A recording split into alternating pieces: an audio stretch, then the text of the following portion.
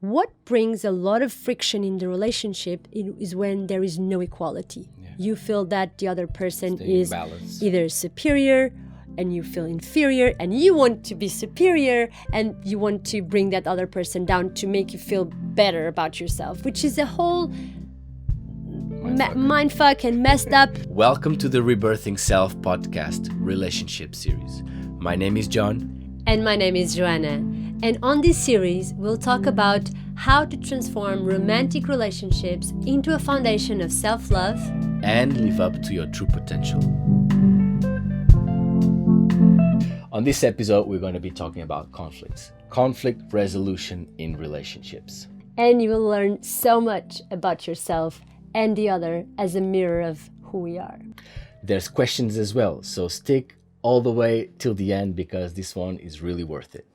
So let's jump right into it. At the core of it all, why are relationships difficult? Romantic relationships, why are they so challenging sometimes?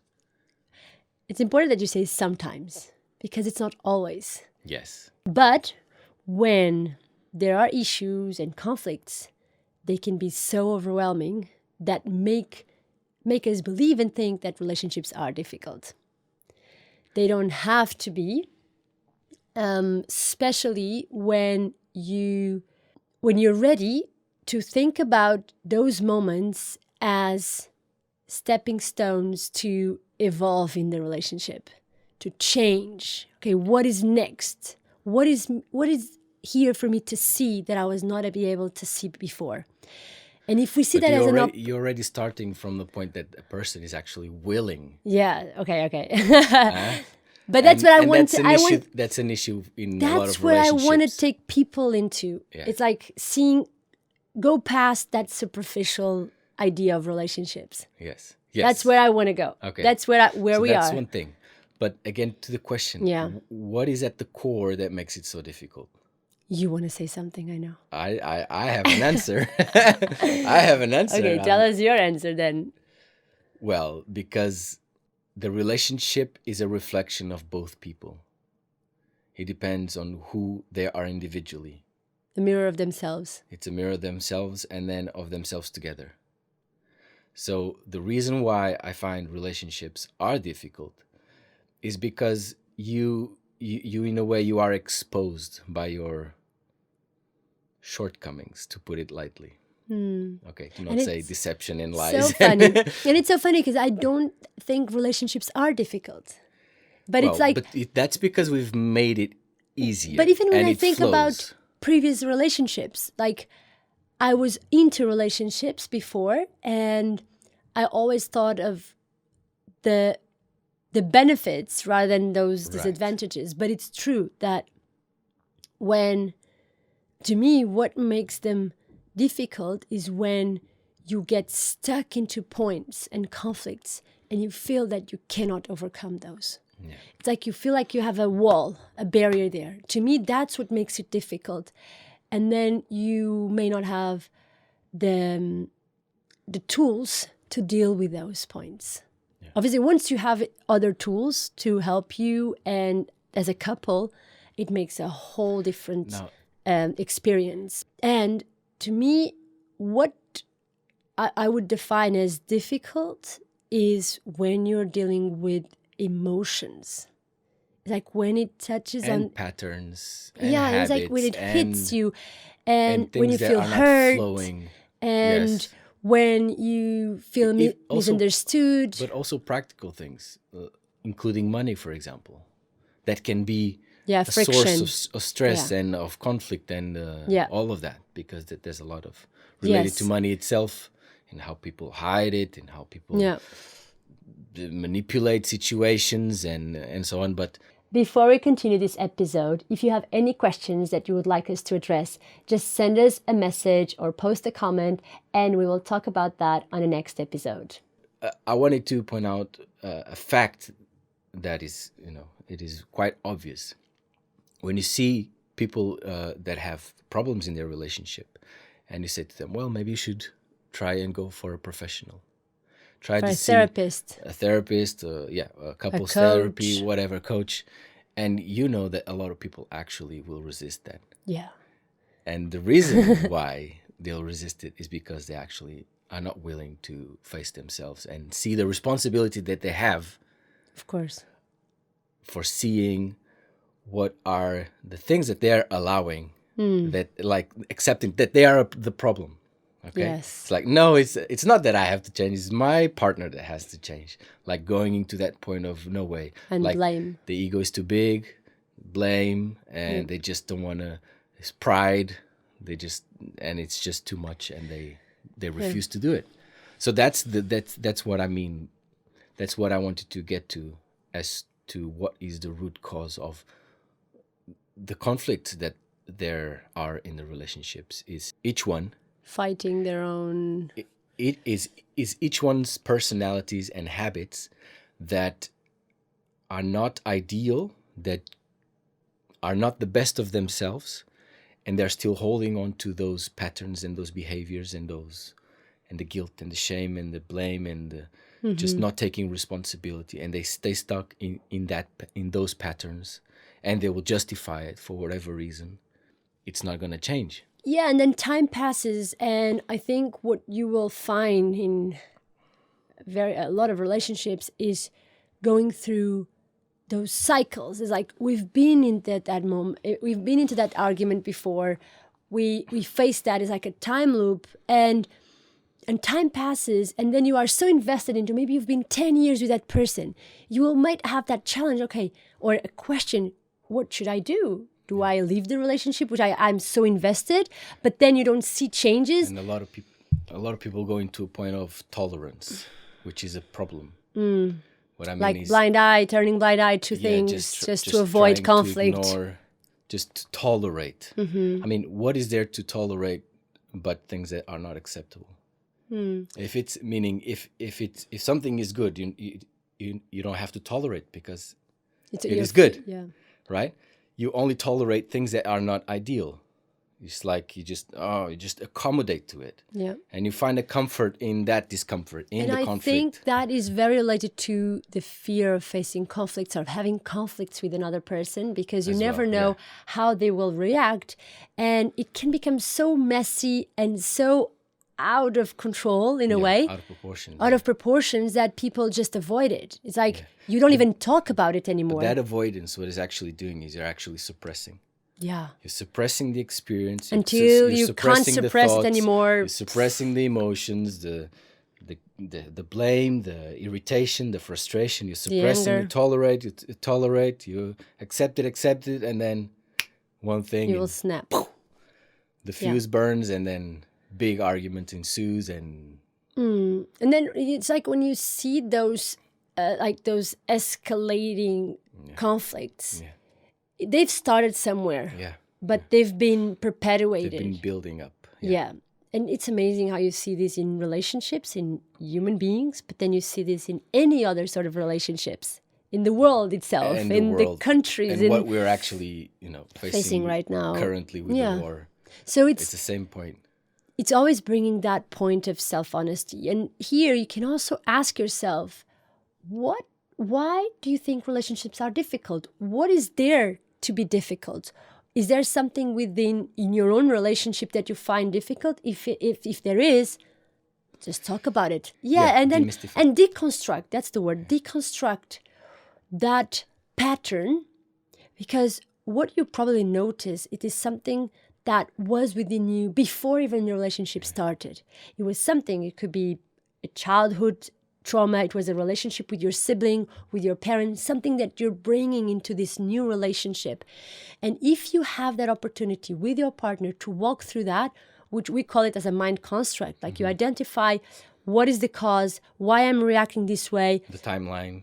This happened, what is your reaction, and the whole effect, the domino effect. If you start breaking that down and you can identify, okay, what was my trigger point, why? And then what are the thoughts related to it? What are the memories? And then you forgive yourself. You walk your own process of taking responsibility for that pattern that you were holding on to, that you defined yourself either as a victim or an abuser.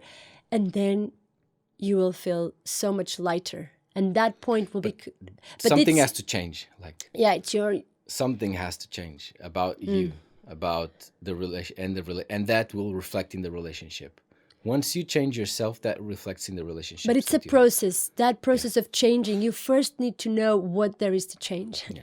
But the point is that I want to emphasize is that you don't just have to look at the things and understand it and, okay, I know, because the knowing is not enough. You actually have to make the change. You have to change yourself, in your action. behavior, how you live, how you communicate, how you respond, how everything. You actually have to change from that understanding that you have, from looking within or looking at the pattern, and seeing, okay, this is the problem, so I'm going to do it differently.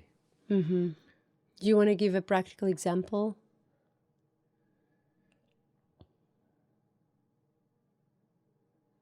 Like something that for you... Okay, this could be very simple. Putting the garbage out. Okay, like, which as ridiculous as it sounds, it actually is a problem for a lot of people. Like, yes, you'd be surprised what you see on the internet. Okay. Anyway, but it's to discuss, okay, who does it and how often it needs to be done, like and then you chores. do it, instead of the garbage accumulating and then one is waiting on the other to do it, and then, oh, but I don't feel like and then an argument comes up, like just a small thing. And you see the garbage there and you react, this motherfucker's not taking the garbage out. Like, whatever, like these little reactions, these little thoughts, and then you're not yourself, and then you're not up to be intimate because you're reacting to the garbage. Like, it could be so many little things. And then actually, okay, garbage has to be done every day, just as I brush my teeth. Fair. Let's do it. And actually apply the change. Like, yes. Basic stuff. And obviously in those moments where you see something... I know another one. Okay, sorry to interrupt. Okay. Closing the door of the car. Okay? Be gentle. You can do it gently. You don't need to be... I've seen some reels about it. It's not a tractor. Okay? Just do it gently. And here I think it's important to identify what is important to us. In the garbage example, you value hygiene and you want your house to be clean, and that's important to you. Sometimes for other people that are a bit more messy, that's not important to them, and that's a problem. So maybe you identify, okay, this is important to me because of this. About the car, well, the car is ours, and we want it to last for as long as possible. Let's be gentle with it, and there's no need to close it. It will close the door. So it's kind of, sometimes it's just automatic. But if someone tells you in a nice way, hey, be mindful with that, hey, watch out, then you kind of understand the reason behind it without escalating. And I think sometimes the problem of conflict escalation is how people talk about it. Yeah. When sometimes they don't even talk. They just shout. I want you to imagine this scenario. It might seem like... Is that a question from someone? Okay. No, it seems even silly, like the car closing the door. But imagine that there's a relationship that this is always happening, okay? And you don't say anything. Example, the woman is always hitting hard the door, closing the door. And the man is always reacting to that. And there's that frustration. And then there's 10 more things like that in the relationship. Little things. I mean, you go throughout the day. You accumulate. And you there's always a conflict. There's always an argument. There's always something that's not right. And it could be these little things that just need a little attention and consideration, and to see what is best in that particular scenario. And just try to be aware of yourself, be aware of what needs to be done, be aware of what is best within that particular situation and scenario. Just close the door gently, just put out the bin, just these little things. Yes. Then people might ask, but then you always need to be on the lookout. There's always something that you need to be doing differently. Wait a second. And also, as if you are always being judged if you're doing something right or wrong. And we don't want that. No, like, the relationship is not about telling, point out what's wrong. I have an answer for that, because it's not about you being obsessing if you are doing everything right or wrong, and if the other person is like looking at you and if you're doing it right or wrong. That's not the point. Like, and we can take the example of the car. When you first learn how to drive a car, it's difficult because your body is not programmed to drive the car yet. The very first driving lesson is difficult, but through practice you automate it, and then you're not thinking anymore. So it would be the same thing. Yeah. You see, okay, this needs to be done, and you program yourself to do it. And I agree. Way. And then it's not like that you are obsessing about things. Yeah, and I think it's the way to look at those points is consider that you're going to be with this person for 50 years of your life. Are you going to be like having the same conversation in 10 years time, in 20 years time? That's where it kind of changes the whole thing. It's like, yeah, actually, maybe these are little things that make a difference if they are not done in a way that is best for all. Yeah. And that's when you kind of realize, I'm not just doing this because I want to please the other. It's actually because it's best. I want the car to last because I don't want to spend money in a new car. So let's do this right. And once you get into that flow, but again, it has to be mutual, then you stop having those issues and that does not accumulate. And then you can think about new, not conflicts, but issues to overcome. Yeah. And you overcome these basics because that way makes like the livelihood of the house, for example, be nice to be in. Where there's no back chats and no conversations. There's no little things irritating. And then you can actually maybe even work with your partner. Because if you cannot have a stable like conversation, communication, how can you work with that person? You can't. And so I think it's like having that partner relationship of we are in this together. And what can make it difficult is when you're not in that mindset.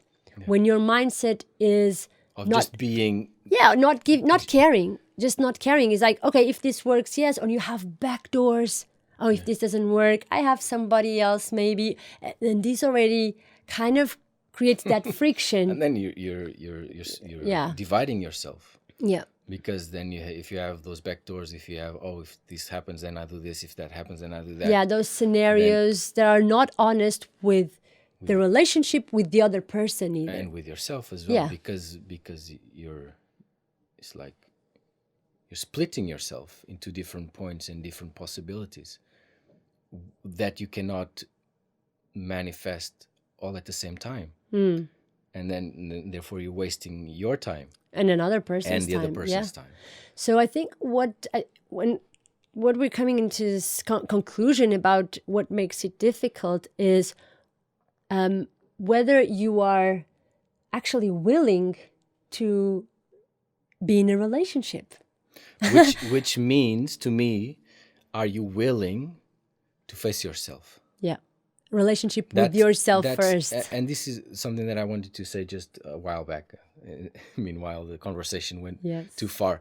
But I think, and maybe getting a bit too mystical here, I think we're here on this earth and the fact that we as humans depend on each other to live, that we are sort of looking at the mirror. As we create relationships, we're actually looking at ourselves and our flaws because they manifest in the relationship between husband and wife, in father and son, father and daughter, mother and in relationships in community, in relationships with countries. Like it's a mirror, and we are not yet realizing and seeing the actual problem, which is each one of us. And when we don't look within and recognize how we have not been taking responsibility for our own bullshit, our own dishonesty, all of that is manifested in the relationships, in the country conflicts, in everything that we see in the world right now. And when we think that, okay, the problem is within me, then I am also the solution. Yeah, yes. I am the key to overcome this issue that I am experiencing, this friction, this conflict, and the other is showing that to me, this mirror relationship.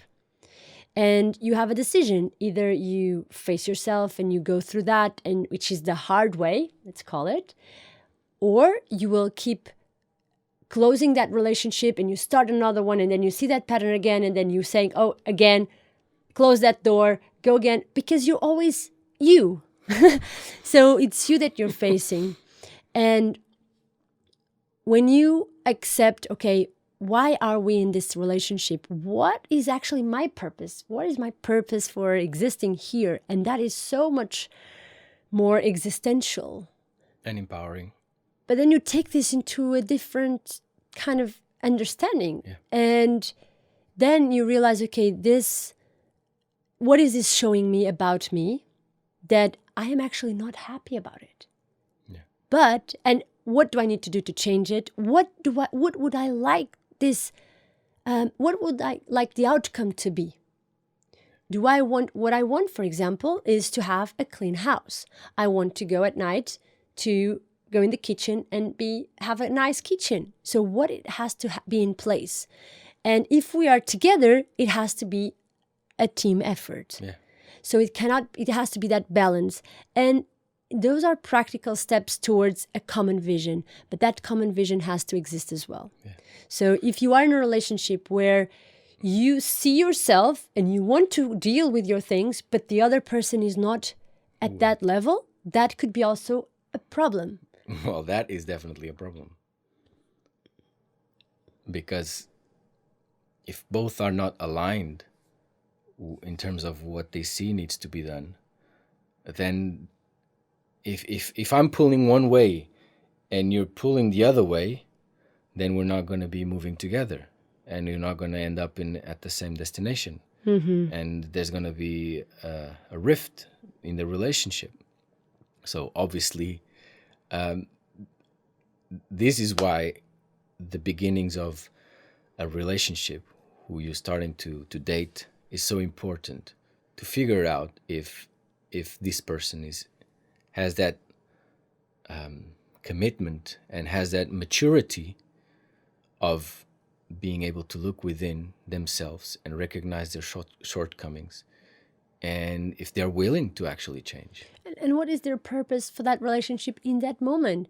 Sometimes you just want to be in a no relationship and accept that. So don't be dishonest and say that you want to have children and you want to have a life together when in fact you don't want that. Because maybe that's not where you're at. And that's not right or wrong, but both of you need to know what to expect. What is the intention behind it? And I think that's already the other topic that we're going to talk, right? Yeah. Because some conflicts also come, or many, from that expectations and ideas that you have, intentions, and they are not met. Actually, so we'll talk about some reasons for arguments, which are very common. And we've seen a few questions, and we wanted to bring those to today's episode. So we'll have some input about some common topics that you might resonate with as well. Before I continue, I just want to make a quick announcement regarding the book that I'm just about to finish, which I hope to release sometime in December, about this process of rebirthing the self. So if you're enjoying this video, if you're enjoying this podcast, this book is all about this and much more. So you're going to get a lot of value from it. Therefore, just make sure to follow me on YouTube or Twitter or on Instagram for the updates of the book. Okay, back to the podcast.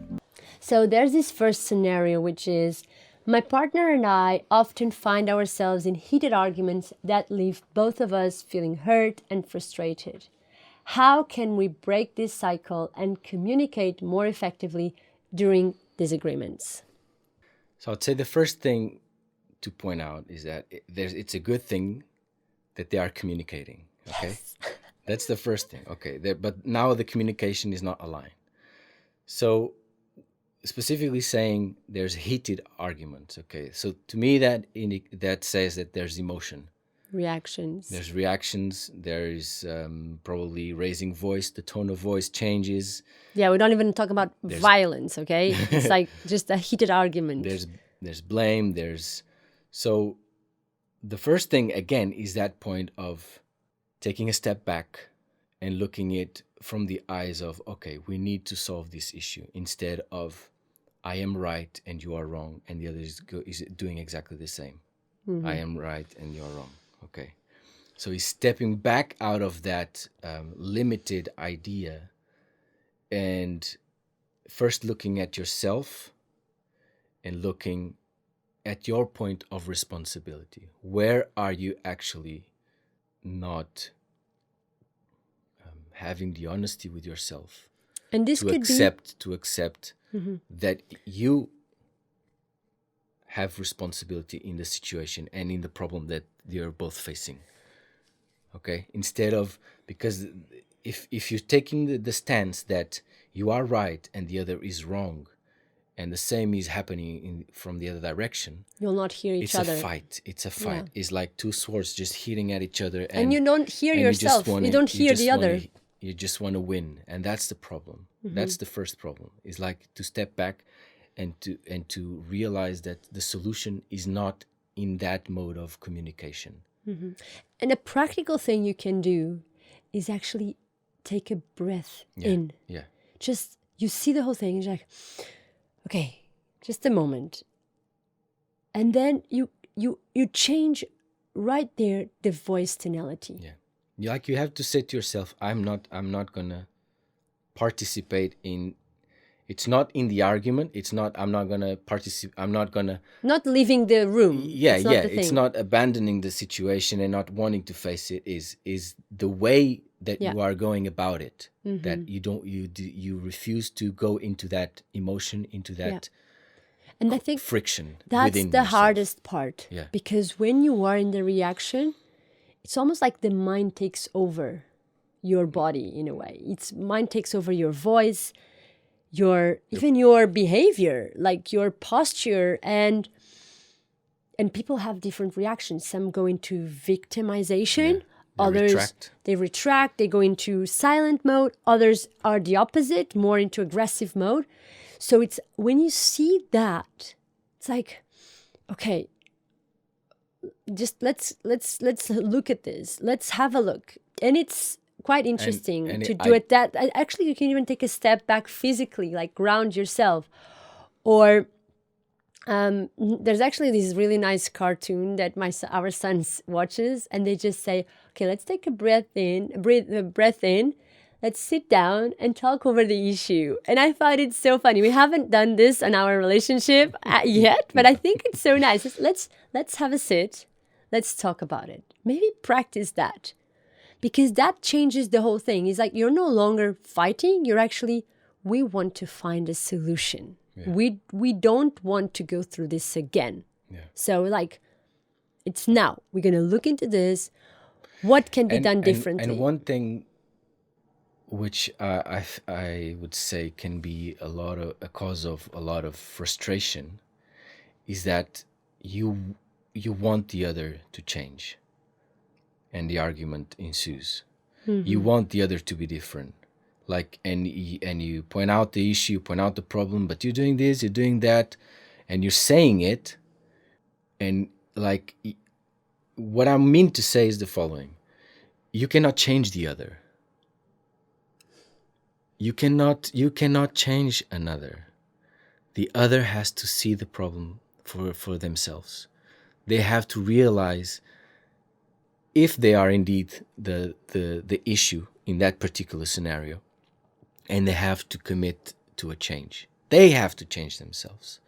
So you cannot force another to change. You can only help them see the point of responsibility that they have to take, and the change that they have to make. Yes. And then also, just to finish, not assume that you are blameless as well. Even when you see that your partner is doing something that you recognize clearly is not the best, is not ideal, to recognize that that doesn't mean you are blameless, and that everything falls on them. No, it takes two to tango. Yes. And the other thing is, maybe your point of relationship is you have not talked about this sooner. Yes. If you have been suppressing, And then suddenly you think, no, this is actually something that bothers me. The other one is like, why didn't you say it sooner? Yeah. I didn't know it was a problem for you. Yeah. So that's also your problem. If you have been suppressing, then that's an example. Yeah. And that makes the conversation a little bit harder, because like, where is it coming from? Mm-hmm. So it's important to maybe you also notice, look, this hasn't bothered me before, but now it does. Now I'm in a point in my life where I want the house clean. So now we need to have this point. Now we have kids. Before we didn't. Now I don't want garbage in the kitchen during the nighttime. Yes. So, and things change. And to also have that point of flexibility in the conversation, because a heated argument is also when it feels very stuck. Like there's no flexibility. It's very gooey or hard. It's like very like iron, very hard to almost like you can't my experience overcome it in a way. My experience is one of I'm not like when there's that emotion. It's like I'm stuck in jelly and just cannot get myself out of that. I don't know this. Yeah, but it could be that experience, yes. And so what I mean is that emotion, that energy of just, it's like you're put under arrest and you just cannot, like a chain. Yes, you're not free in that moment, in that experience, in that emotion. You're stuck in that, and it's like you have to break through, get out of that, of that experience first, because whatever you say in that experience is going to be contaminated by that experience, by the anger, by the frustration, and by the regret, and then you start to bring stuff from the past. And maybe you think that shouting is releasing.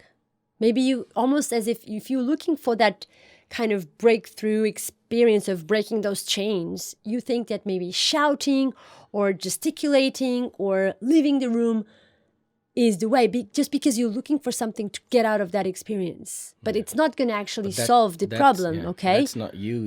It's the emotion driving taking you to those expressions. Yes, like taking over. So it's important to think about that. And even, I mean, sometimes I think about that with children. It's like sometimes when they do things and you might even think, okay, you feel that you want to control the situation, but then you have to realize, no, it cannot be this experience to lead the way. It has to be you in your whole self. And that's taking responsibility.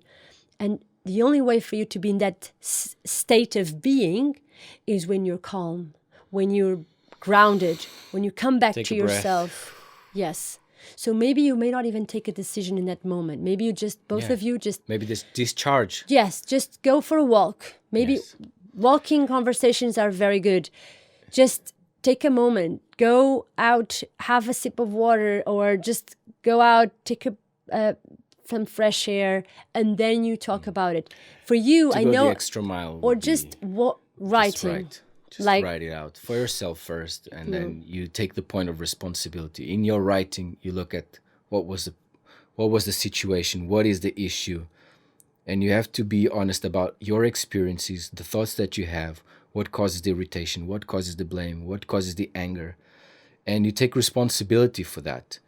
And you decide that the experience is not going to dominate you. And then you look at the practical aspect of, okay, this is the issue and this is how we practically resolve it. Or my suggestion. And then you come together with your partner and say, and you open up from that perspective of actually having looked within yourself, taking responsibility for your emotions, your judgments, your anger, your whatever it is that you experience, clearing that stuff, putting all that stuff just out of the way, and then communicating from that perspective of actually looking to solve the issue and supporting the other and being open to be supported by the other to actually come to a solution. That is true freedom. That's liberating.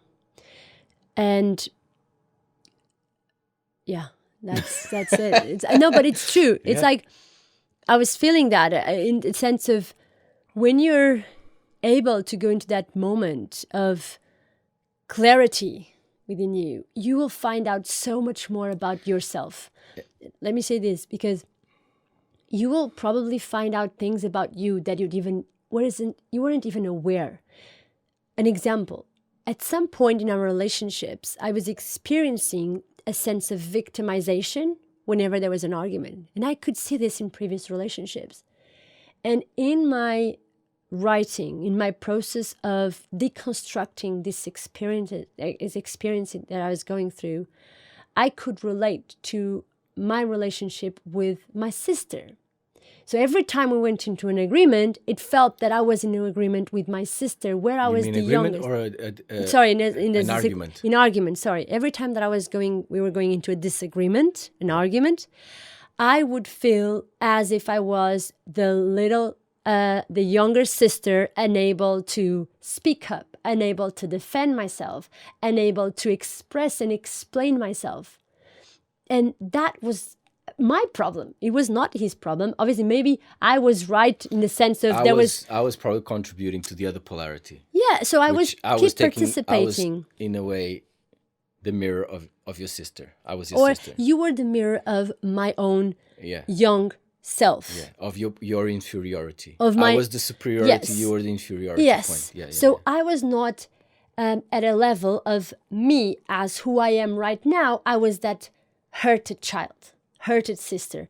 So you have to walk those, because to come into a point of equality in that relationship. Yeah. And if you guys think that what brings a lot of friction in the relationship is when there is no equality. Yeah. You feel that the other person is either superior and you feel inferior, and you want to be superior, and you want to bring that other person down to make you feel better about yourself, which is a whole mindfuck and messed up, but it's actually how our mind works. Yeah. So but you have to understand how it works first, and then you're able to, all right, let's rewrite our story. Let's rewrite this script so that you don't fall into living that kind of films in your head and in your life that are not the best story of your life. Yeah. The best relationships, and that you can actually be okay with yourself, and you expand, and you are okay with the other person, and there's no fear, no judgment, no insecurities. And one thing also that I'd like to mention about when you are in that emotional experience and you kind of want to fight for it, like you believe this is me, and you're so right, and you so justified your position, and what you're saying is so right, and you know it, and you believe that's you. And it's really, it seems, it is hard, at least at first, to step out of that experience and to just go and grab pen and paper and start to write out your experience, to get yourself out of that mode. And it's like you take the emotion and you put it on the paper, okay? And you do it from the point of, I'm not accepting this experience as who I am. I am looking to create the best relationship possible. I'm looking to be the best that I can be in this moment. And this is my starting point. This is what I strive to be. This is who I decide to be or to become.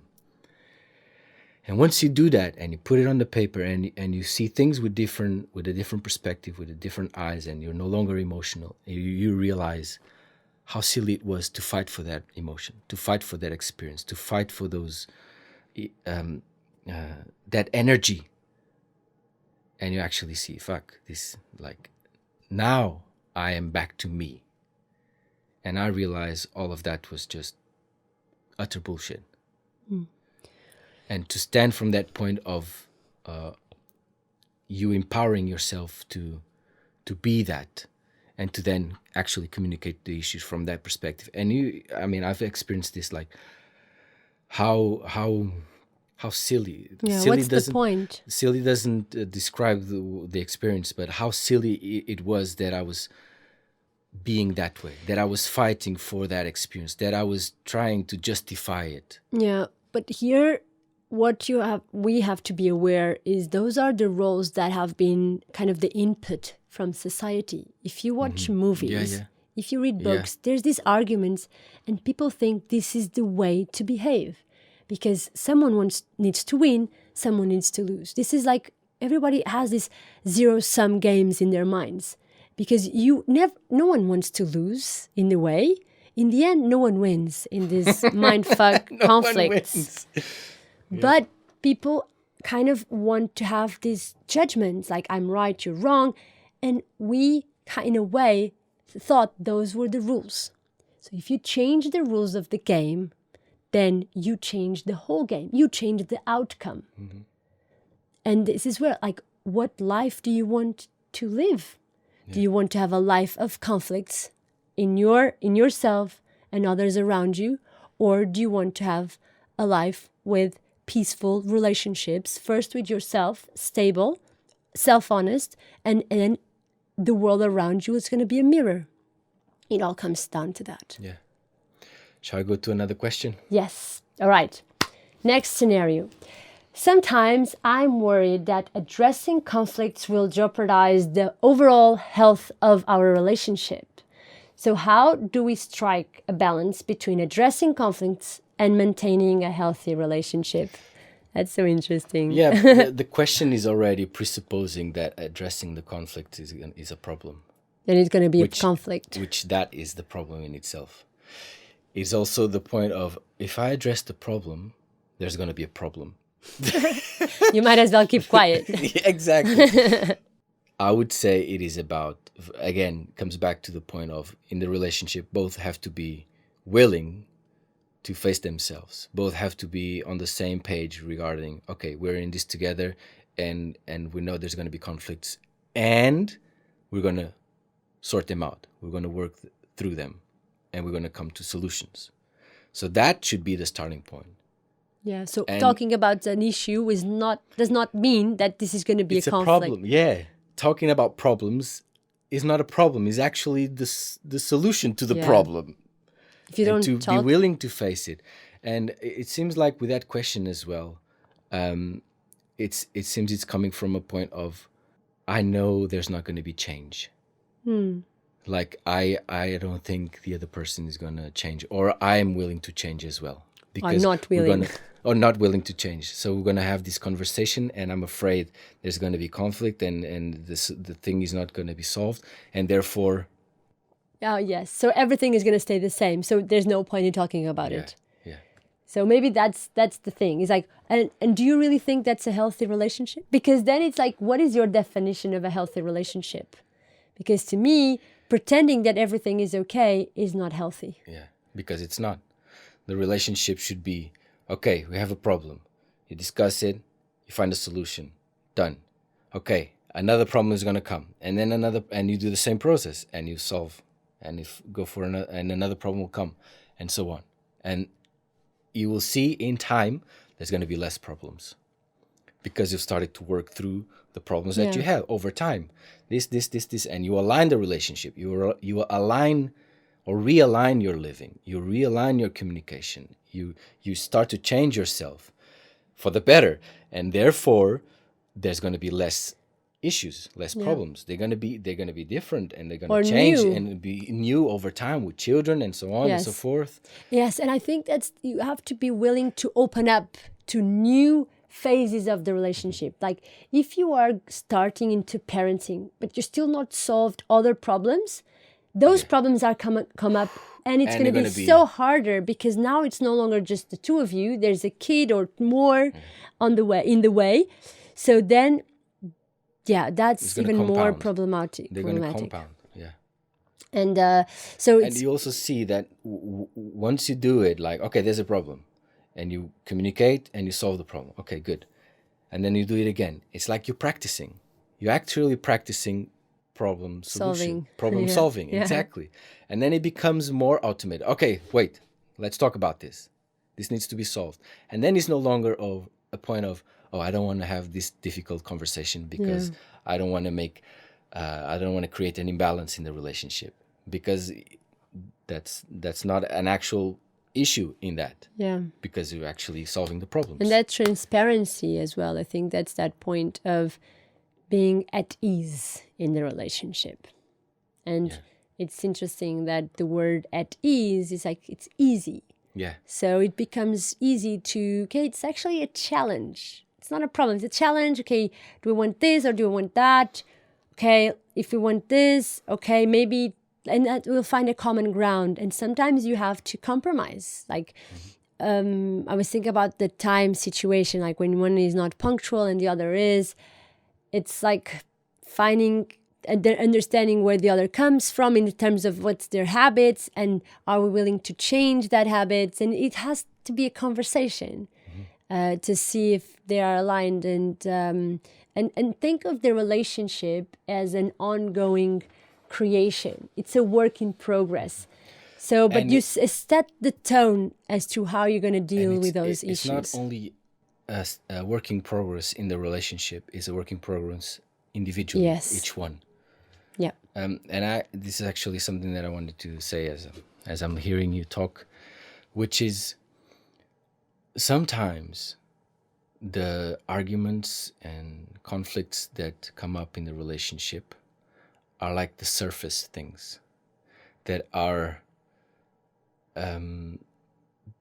which the root cause of those issues that are manifesting in the relationship come from deeper layers of each one individually. Yeah, conscious, subconscious, and conscious. That actually need to be addressed. And sometimes it can take months and years to actually figure out for yourself what the problem was, what the insecurity was, what the inferiority was, what the anger is. Maybe you're not angry at your partner. Maybe you're angry at your father or mother. Yep. Okay?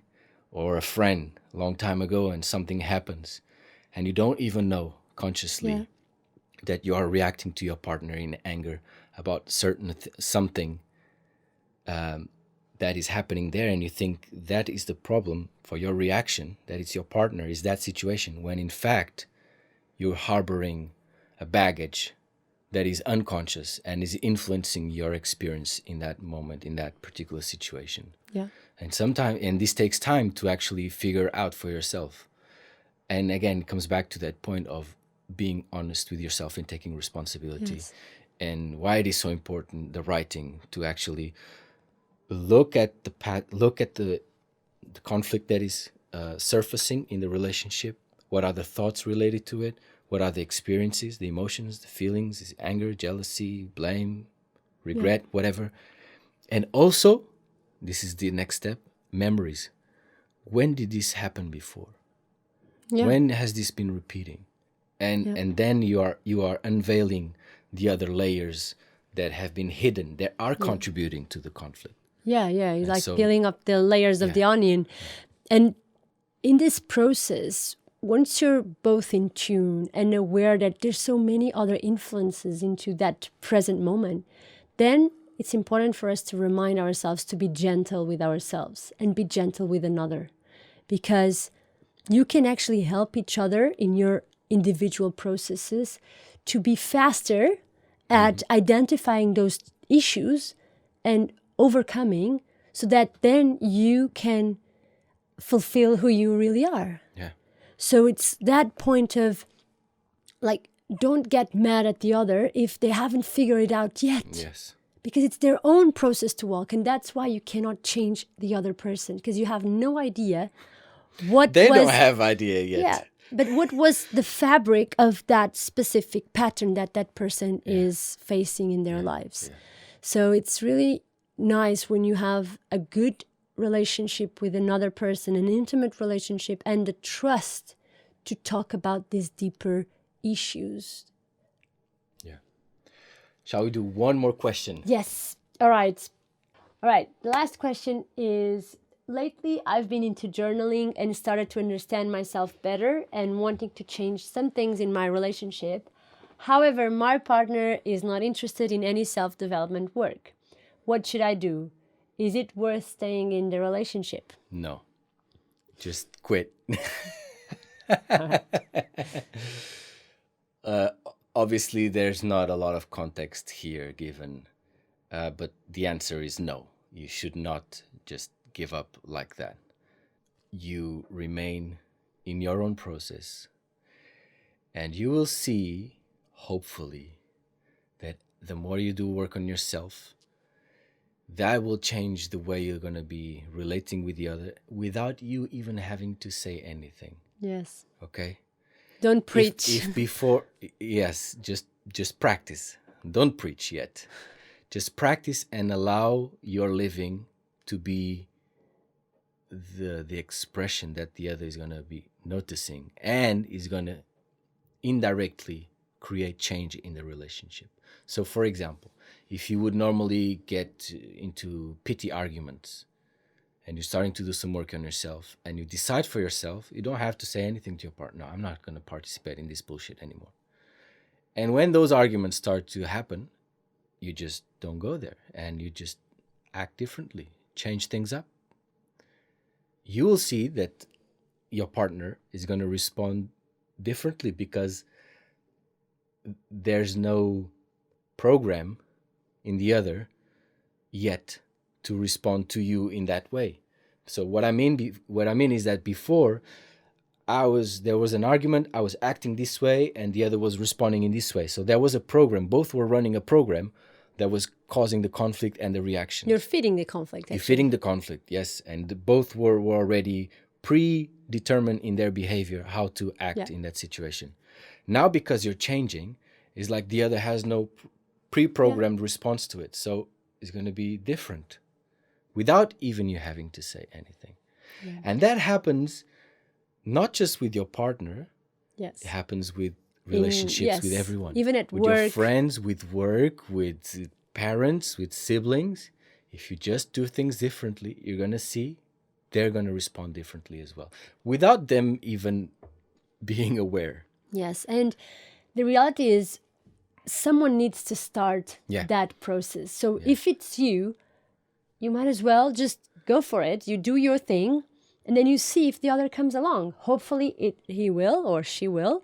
But don't hold yourself back. No need to hide that you're journaling, for example. Just be open because that's who you want to be right now.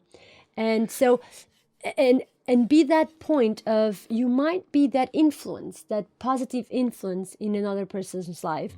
And in the end, it's going to be the other person's decision to stay or not. And you will notice. Not completely, though. Not completely. In the sense that if that person does not kind of start changing, you will know the answer. Yeah, okay, yeah. Okay, you will figure out the answer. You might find that if you're changing and people react to it negatively, like if you're changing for the better, for yourself, and other people react to that in a way of, oh, I want your old you back. I want you to have those conflicts. I want to have that friction again. I want to have that drama.